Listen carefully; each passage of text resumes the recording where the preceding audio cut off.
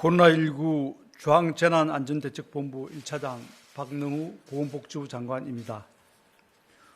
5월 24일 0시 기준 신규 확진 환자는 25명으로 이태원 클럽건을 포함한 지역사회 확진자 17명, 나머지 8명은 해외 입국 사례입니다. 5월 24일 0시까지 발생한 확진 환자는 총 11,190명이며 현재 711명의 환자들이 치료를 받고 있습니다. 이는 진단검사 총 82만 289건을 시행한 결과입니다. 어제는 사망하신 분은 없었습니다. 정부는 오늘 국무총리 주재로 중대본 회의를 개최하여 수도권 추가 확진자 관련 현황 및 조치사항, IT 기술을 활용한 전자출입명부 도입 방안 등을 논의하였습니다. 정부는 매주 최근 2주간의 방역관리 상황과 위험도를 평가하여 대응 체계를 점검하고 있습니다. 지난 5월 10일부터 23일까지 2주간의 양상을 살펴보면 이태원 클럽 사례 발생 이후 대규모의 유행이 나타나진 않으나 전국적으로 산발적인 전파가 지속되고 있습니다. 신규 확진 환자는 일일 평균 23.2명으로 이전 2주간의 8.7명에 비해 증가하였습니다. 그러나 의료체계의 감당 가능 범위인 하루 평균 50명 이하를 유지하고 있습니다. 치료 중인 환자 수는 700명대로 감소하여 병상 등 치료체계 여력은 충분한 상황입니다. 지역사회로의 확산이 계속됨에 따라 감염 경로를 알 수 없는 확진 환자의 비율은 6.8%로 상승되었고 방역망 내 환자 발생 비율도 80%대로 이내로 저하되었습니다. 이상의 상황을 놓고 볼 때 우리 의료체계가 감당 가능한 수준으로 환자가 발생하고 있으나 이태원 집단 감염으로 인한 연쇄 감염이 반복되고 있어 지금은 이 전파고리를 차단하는 게 가장 중요하다고 판단됩니다. 5월 6일 이태원 클럽과 관련된 첫 확진 환자가 발생한 이후 5월 24일 12시까지 확인된 환자 수는 총 225명입니다.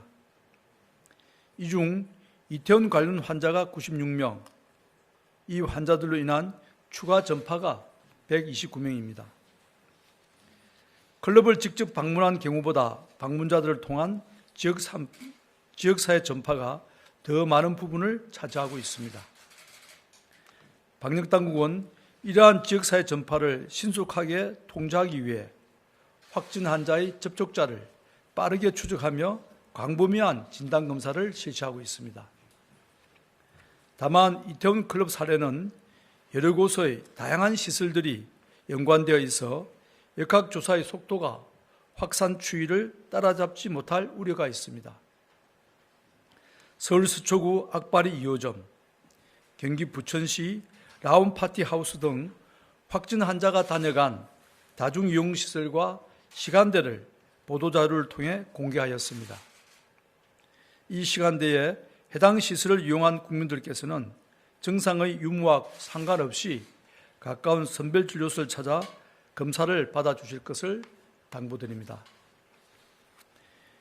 이태원 클럽 집단 감염으로 인한 최근의 확산 사례들을 살펴보면 하나의 소중한 교훈을 얻을 수 있었습니다. 그것은 바로 방역 관리에 대해 어떤 노력을 기울이는가에 따라 감염병의 전파 속도와 규모가 달라질 수 있다는 사실입니다. 당초 감염 확산 우려가 컸던 종교시설이나 의료기관, 콜센터에 확진자가 발견되었으나 이들 기관은 방역 수칙을 잘 지킨 결과 후속 감염이 발생하지 않거나 최소화되었습니다. 반면에 감염 위험성이 간과되었고 마스크 착용, 소독과 환기 등이 미흡했던 노래방, 주점 등에서는 상당히 빠른 확산 양상을 보이고 있습니다. 이러한 사례는 일상 속에서 국민들의 방역 수칙 준수 노력 여하에 따라 코로나19가 통제될 수 있다는 교훈을 알려주는 것이라 생각됩니다. 국민 여러분께서는 거리두기, 마스크 착용, 손 씻기와 기침 예절 등 기본적인 방역 수칙의 중요성을 다시 한번 기억하시고 이를 생활해 주시기를 부탁드립니다.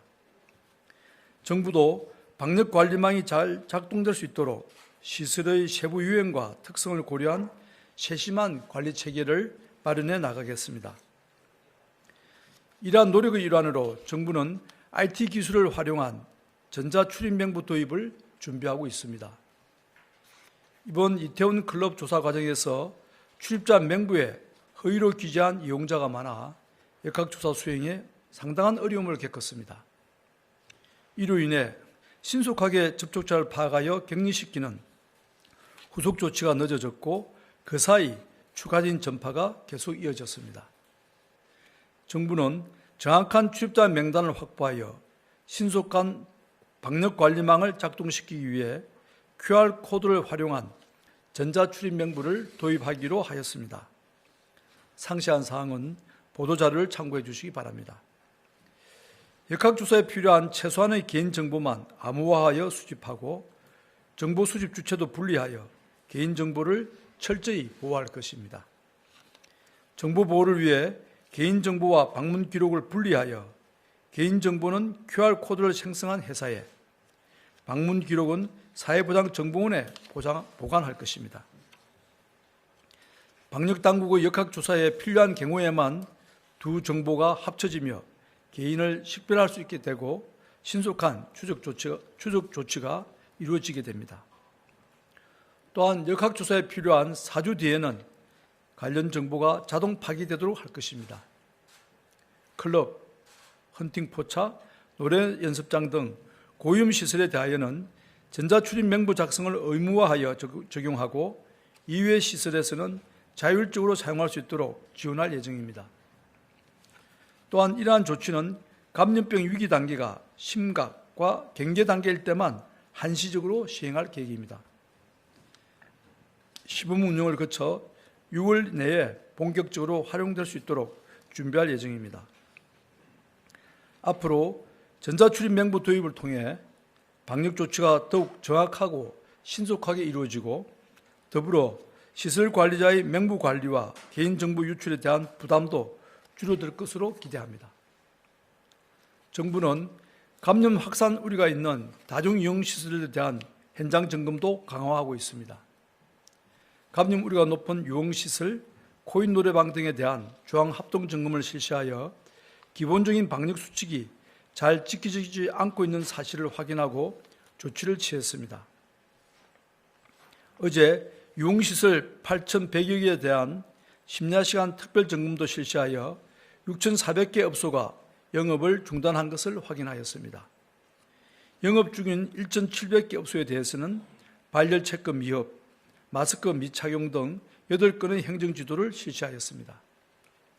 정부의 이러한 감염 관리 노력이 국민들의 방역 수칙 준수 실천과 결합한다면 코로나19의 확산 속도를 따라잡고 전파 규모를 최소화할 수 있을 것입니다. 다음으로 코로나19 재유행에 대비하여 중증 환자 치료 병상을 확충하는 계획에 대해 말씀드리도록 하겠습니다. 기저질환이 있거나 연령층이 높은 고위험군은 감염 직후 급속도로 임상 경과가 악화되는 위험이 있습니다. 이러한 중증 환자를 위해 현재는 상급종합병원을 중심으로 음압병상을 중증 환자 긴급치료병상으로 활용하고 있습니다. 앞으로는 코로나19 장기화에 대비하여 중증 환자를 위한 치료 인프라를 미리 확보하고 준비할 예정입니다. 그동안 병상을 제공한 97개 의료기관에 대해 이미 투입한 시설과 장비 비용을 지원함과 함께 기간당 최대 40억 원을 지원하여 300병상을 목표로 병동형 음압병상을 추가적으로 확보할 계획입니다.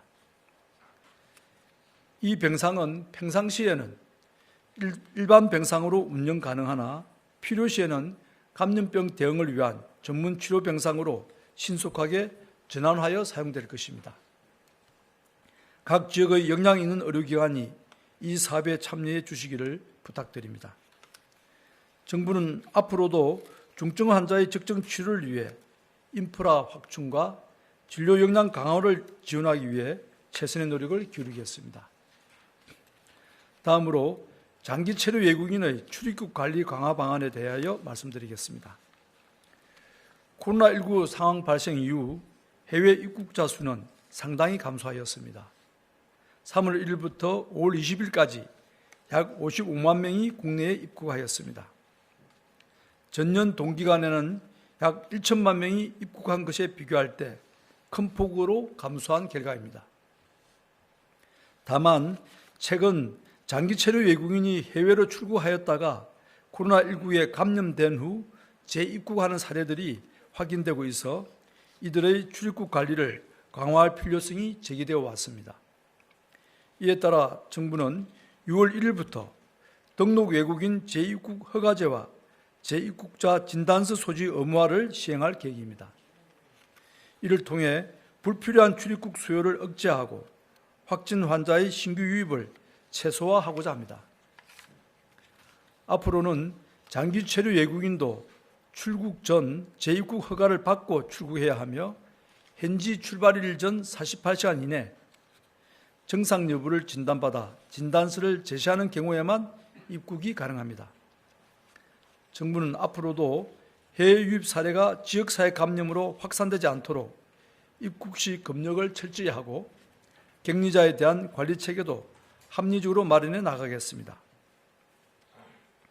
지난주 고3 학생을 시작으로 이번 주에는 27일부터 유치원과 초중고등학교에서 학생들의 등원과 등교가 이루어질 예정입니다. 우리 아이들이 교실에서 학교 생활을 이어가 나갈 수 있도록 우리 모두가 힘을 모아야 할 때입니다. 지역사회 감염이 학교로 유입되지 않도록 노래 연습장 등 다중이용시설의 방문을 삼가해 주시고 각자의 자리에서 방역수칙을 철저히 준수해 주시기를 부탁드립니다. 특히 주말을 맞이하여 야외 활동과 모임, 종교활동에 참여한 후 몸이 좋지 않다고 느껴지시면 집에서 쉬면서 경과를 관찰하시기 바랍니다. 혹시라도 증상이 나타나는 경우에는 보건소 및 1339에 연락하여 선별진료소에서 검사를 받으시기 바랍니다. 우리는 그동안 코로나19로부터 우리 공동체를 지키기 위해 새로운 길을 만들어 왔습니다. 지금까지 국민 여러분의 일상 속에서의 노력과 의료진의 희생과 헌신 덕분에 소기의 성과를 만들어 왔습니다. 이제 일상생활과 코로나19의 통제를 병행하는 생활 속 거리두기라는 새로운 사회 시스템을 시행한 지 3주가 지나고 있습니다. 그동안 우리는 위기 속에서 더욱 강해졌으며 새로워졌습니다. 지금의 위기를 통해 포스트 코로나 시대를 사는 데 필요한 교훈과 가르침을 기억합시다. 그 속의 함의를 찾아내고 변화하는 우리가 되었으면 좋겠습니다. 정부가 그 노력과 함께 앞장서겠습니다. 감사합니다.